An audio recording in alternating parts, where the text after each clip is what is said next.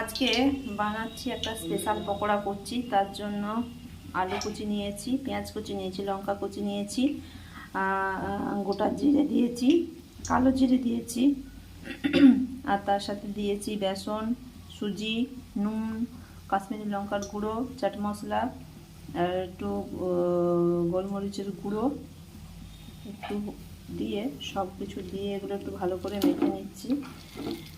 এরপরে এদিকে কড়াইয়ে তেল দিয়ে এইগুলো পকোড়ার আকারে ভেজে নেব।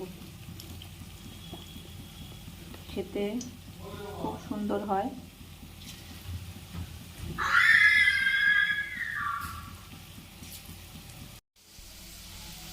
দু পিঠটা লাল করে ভেজে এগুলো এবারে উঠিয়ে নিচ্ছি। ভিডিওটা দেখার জন্য ধন্যবাদ।